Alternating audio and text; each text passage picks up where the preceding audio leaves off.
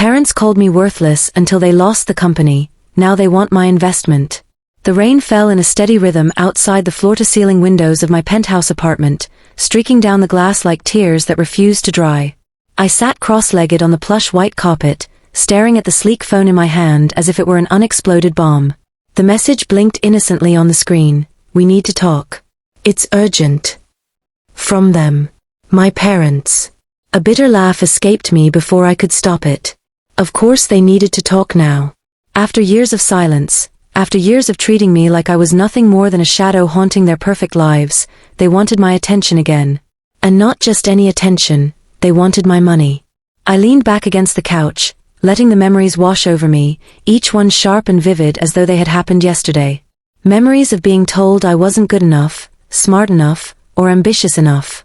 Memories of watching them pour every ounce of praise into my older brother, Marcus, while I was left to wither under their dismissive glances. But most of all, I remembered the day they called me worthless. It was during one of those rare family dinners we used to have when I was still living at home. The table was set with fine china and crystal glasses, the air thick with the aroma of roasted lamb and garlic mashed potatoes. Marcus sat across from me, his posture impeccable, his tie perfectly knotted. He was their golden child, the one who graduated top of his class, interned at prestigious firms, and always knew exactly what to say to make them beam with pride. Beside him, I felt small, insignificant, like a weed growing stubbornly between rows of prize-winning roses. "Claire," my father said, his voice cutting through the polite chatter like a knife. "What are you planning to do with your life? You can't keep wasting time like this." I swallowed hard, setting down my fork. At 22, I'd been working part-time jobs to save up for art school, a dream I'd kept hidden from them because I already knew how they'd react. Art wasn't practical, they'd say. Art didn't pay the bills. Still, I tried to explain myself. "I'm thinking about applying to some programs," I said cautiously. "There's this really great art school." My mother cut me off, her tone dripping with disdain. She dabbed delicately at the corner of her mouth with her napkin, as though even speaking the words made her nauseous. "Don't be ridiculous. You've never shown any real talent. Do you honestly think anyone would take you seriously?" Her words hit me like a slap, but it was my father's response that truly broke something inside me.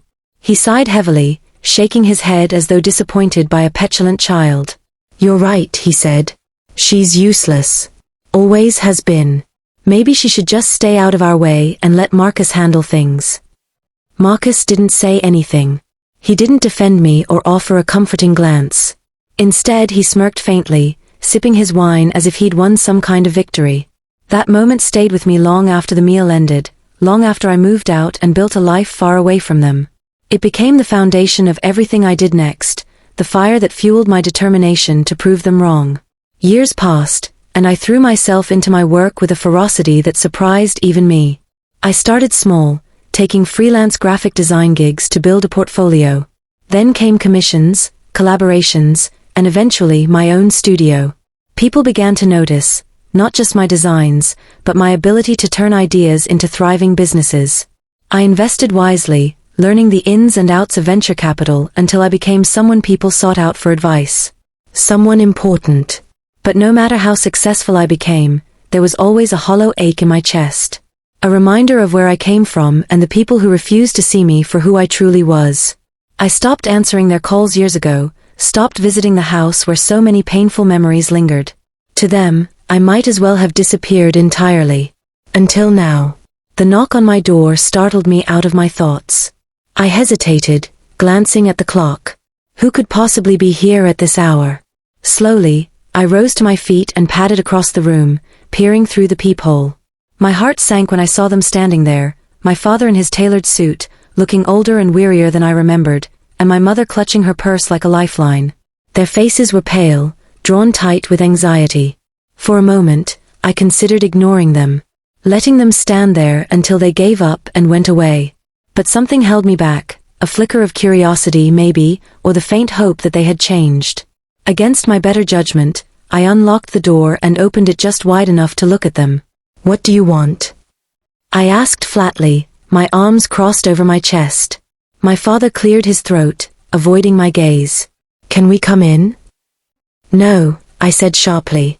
Whatever you have to say, you can say it right here. My mother flinched at my tone, her eyes filling with tears. For a brief second, guilt tugged at me, but I pushed it aside. They didn't deserve my sympathy. Not yet. We made a mistake, my father admitted, his voice trembling. The company, it's failing. We're losing everything. I stared at him, stunned. Their company, the empire they'd spent decades building, the legacy they cherished above all else, was crumbling? Part of me wanted to laugh, to revel in the irony of seeing them brought low. But another part of me, deeper and quieter, felt a pang of sadness. Sadness for the dreams they must have clung to, for the lives they thought were untouchable.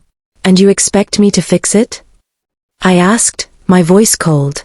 After everything you've said, everything you've done? We know we hurt you, my mother whispered, her voice breaking. We were wrong. So wrong. Please, Claire, we don't have anyone else to turn to. Her words hung in the air between us, heavy with desperation. I wanted to slam the door in their faces, to tell them they deserved every bit of pain coming their way. But instead, I found myself stepping aside, letting them into the apartment. Maybe it was pity. Maybe it was curiosity. Or maybe, deep down, I still hoped for a reconciliation I wasn't sure I believed in anymore. As they settled onto the couch, their movements stiff and awkward, I poured myself a glass of water and sat across from them. The silence stretched on, broken only by the distant rumble of thunder. Finally, my father spoke. It started with bad investments, he said, his hands clasped tightly together. Then the market shifted, and we couldn't keep up. We thought we were invincible, but, he trailed off, shaking his head. We're drowning, Claire. If we don't get help soon, we'll lose everything. I studied them carefully, searching for signs of manipulation or deceit. But all I saw was fear, raw, unfiltered fear. Whatever arrogance and confidence they once carried had vanished, leaving behind two broken people clinging to the last shreds of dignity. You want me to invest, I said slowly. To bail you out. Yes, my mother replied, her voice barely above a whisper. Please. We'll do whatever it takes. I leaned back in my chair, considering their plea. On one hand, I owed them nothing. They had treated me like garbage, dismissed my dreams, and crushed my spirit without a second thought. On the other hand, they were still my parents. Blood mattered, didn't it? Even if it was tainted? I'll think about it, I said finally, rising to my feet. That's all I can promise for now.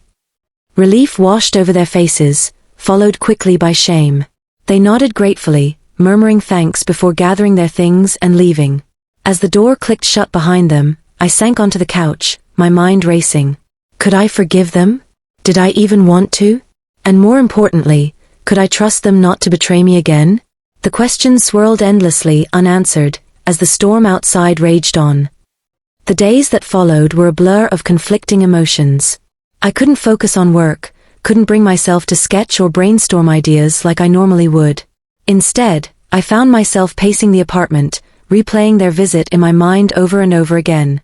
The desperation in their voices haunted me, as did the look of shame etched into their faces when they admitted their failures. For years, they had been untouchable, pillars of strength and success. Seeing them reduced to pleading for help felt surreal, almost cruel. But cruelty was something I understood all too well. They had taught me about it firsthand, hadn't they? Every dismissive comment, every condescending glance, they had carved those wounds deep into my soul. And yet here they were, asking me to stitch them back together with money I had earned through sheer willpower and resilience. Money they once mocked as frivolous because it came from art, rather than real business. I tried to distract myself by diving into numbers. I pulled up financial reports on their company, analyzing balance sheets and profit margins late into the night. It wasn't hard to see why they were failing. Poor decisions, reckless expansion, and an inability to adapt to changing markets had left them vulnerable. Their empire was crumbling under its own weight, and without significant intervention, there was no way they could recover. Part of me wanted to let them fall, to watch them experience the same kind of devastation they had inflicted on me. But another part of me, a quieter, more stubborn part, kept whispering that this was my chance. Not just to save them, but to confront them. To make them face what they had done. A week later, I called them. My voice was steady as I delivered my terms. I would invest, but only if they agreed to meet with me regularly, not just to discuss finances, but to talk about everything. About us. About the past. If they refused, I wouldn't give them a single cent. To my surprise, they accepted immediately. There was no hesitation, no argument. Just quiet gratitude and promises to comply. It made me uneasy, but I pushed the feeling aside. This wasn't about trust anymore, it was about leverage. Our first meeting took place in a neutral location, a small cafe tucked away in the heart of the city. The atmosphere was warm, filled with the scent of freshly baked pastries and the soft hum of conversation. When I arrived, they were already seated at a corner table, looking nervous and out of place among the trendy crowd. For a moment, I almost felt sorry for them. Almost. "Thank you for coming," my father said as I slid into the chair across from them. His hands trembled slightly as he stirred sugar into his coffee, though he tried to hide it. "I didn't come here for pleasantries," I replied bluntly. "Let's get one thing straight, I'm not doing this out of kindness. You don't deserve that. I'm doing it because I want answers." My mother nodded, her eyes glistening with unshed tears. "We understand, Claire. We know we've hurt you. More than you'll ever know." Her words caught me off guard. For years, I had imagined this moment, their apology, but now that it was happening, I didn't know how to respond. Anger bubbled beneath the surface, threatening to spill over. "You think saying sorry fixes everything?" I snapped. "Do you have any idea what it felt like to grow up believing I was worthless? That nothing I did would ever be good enough?" "We do," my father interjected, his voice thick with emotion. "And we hate ourselves for it. We were blind. So focused on building the company, on making sure Marcus succeeded, that we failed to see what we were losing in the process." "Marcus," I spat, the name tasting bitter on my tongue. "Of course. Perfect Marcus. Did you ever stop to think about what your obsession with him did to me? To us?" My mother reached across the table, her hand trembling as she placed it over mine. Instinctively, I pulled away, recoiling from her touch like it burned. She flinched but didn't withdraw completely. "We thought we were doing the right thing," she whispered. "We thought pushing you toward practicality would protect you. But we were wrong. So wrong." Her vulnerability unnerved me. This wasn't the cold, distant woman who had dismissed my dreams with a flick of her wrist. This was someone broken, someone desperate to make amends. And yet, I couldn't bring myself to soften. "Not yet. You can't fix 20 years of damage with a few apologies," I said sharply. "If you really want to prove you've changed, then prove it. Show me you're willing to listen, for real this time." They exchanged a glance, some silent communication passing between them before nodding in agreement. "Whatever it takes," my father said firmly. "We'll do whatever it takes." Over the next several weeks, I began funneling funds into their company, restructuring debt and implementing cost-cutting measures to stabilize their operations. It was exhausting work, requiring long hours and constant vigilance. But the hardest part wasn't the logistics, it was the emotional toll. Each meeting with them reopened old wounds, forcing me to relive moments I'd spent years trying to forget. One evening, after a particularly grueling session reviewing quarterly projections, my mother hesitated before speaking. Her voice was hesitant, fragile. "Claire, may I ask you something?" I looked up from the papers scattered across the table, raising an eyebrow. "What is it?"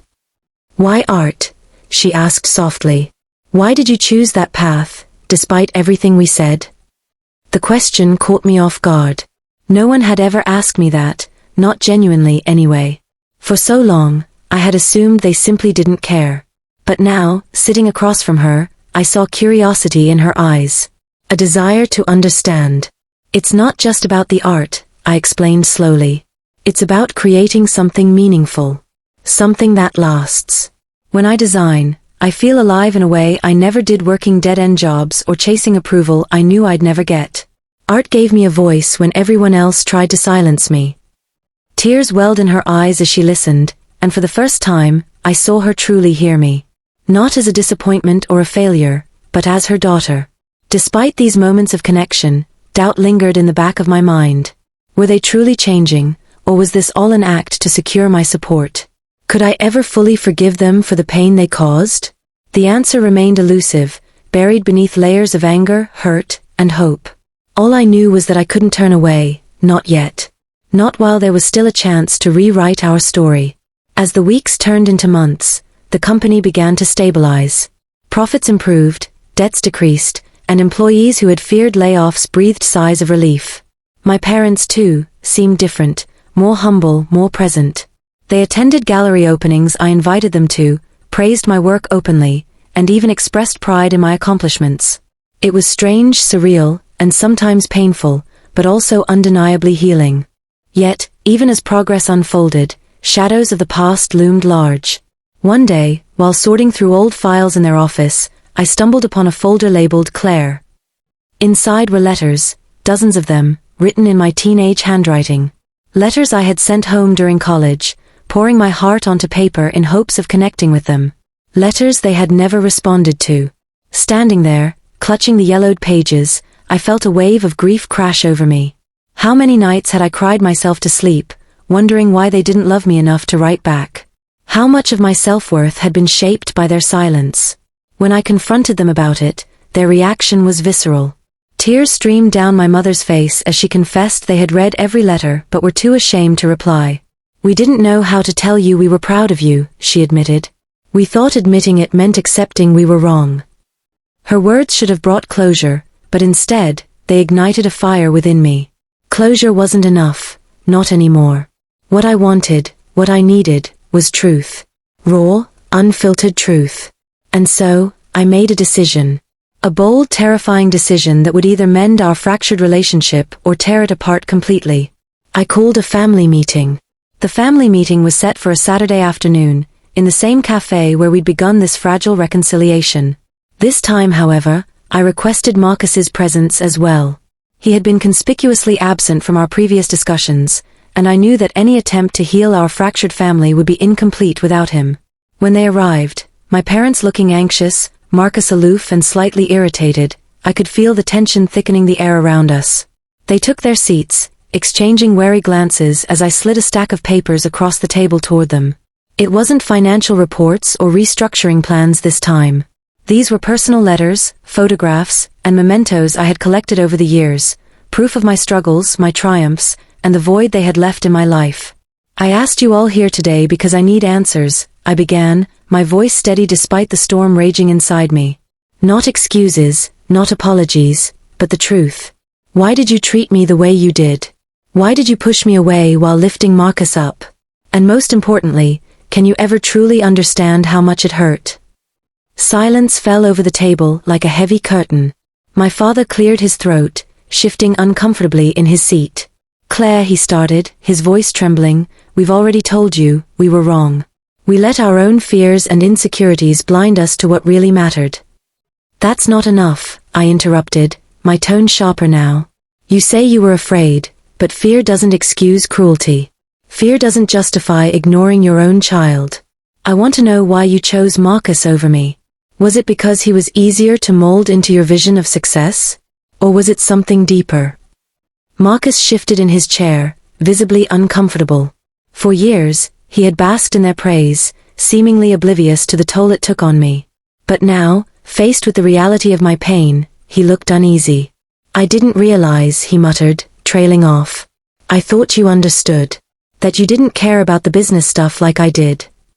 "Of course I cared." I shot back, my voice rising. "But not in the way you wanted me to. You never gave me a chance to show you who I am. Instead, you dismissed me, labeled me as worthless, and acted like my dreams didn't matter." My mother reached out again, her hand hovering uncertainly before resting lightly on mine. This time, I didn't pull away. Her touch was tentative, almost apologetic. "We were selfish," she admitted, tears streaming down her face. "We saw ourselves in Marcus, ambitious, driven, conventional. With you, we didn't know how to handle someone so different. Someone who challenged us to see the world in new ways. So instead of embracing that, we pushed you aside. And for that, I will never forgive myself." Her words hit me like a tidal wave, washing away some of the bitterness I had carried for so long. But forgiveness wasn't something I could offer easily, not yet. Not until I knew they were ready to change not just their actions, but their mindset. As the conversation unfolded, cracks began to form in the walls we had built between us. Marcus confessed that he had always felt the weight of their expectations, too, though in a different way. I thought being perfect was the only way to earn your love, he admitted, his voice breaking. I didn't realize how much it hurt Claire until now. For the first time, I saw vulnerability in my brother, a side of him I hadn't known existed. Beneath the polished exterior was a man struggling with his own insecurities, just like the rest of us. In that moment, I realized that none of us had escaped unscathed. We had all been shaped by the same toxic dynamics, each carrying scars we tried to hide. By the end of the meeting, exhaustion weighed heavily on all of us. There were no easy solutions, no magic words that could erase decades of pain. But there was understanding, and a tentative willingness to move forward together. In the months that followed, things began to shift. Slowly, painfully, we worked to rebuild what had been broken. My parents made genuine efforts to support my career, attending exhibitions and celebrating milestones they had once ignored. Marcus and I started talking more openly, sharing pieces of ourselves we had kept hidden for fear of judgment. It wasn't perfect, there were still moments of tension, old wounds that flared unexpectedly, but it was progress. One evening, as I stood in my studio surrounded by canvases and sketches, I received a call from my mother. Her voice was soft, hesitant. "Claire, I just wanted to say thank you. For everything. For giving us another chance."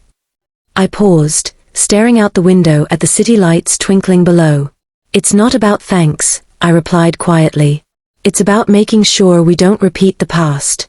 About learning to see each other, not just the versions of ourselves we want to project, but the real people underneath." She was silent for a moment, then whispered, "I think we're finally starting to do that." As I hung up the phone, a sense of peace settled over me. The road ahead wouldn't be easy, but for the first time in years, I felt hopeful. Hopeful that we could create something new from the ashes of our shared history. Something stronger, truer, and infinitely more beautiful. And maybe, just maybe, that was enough.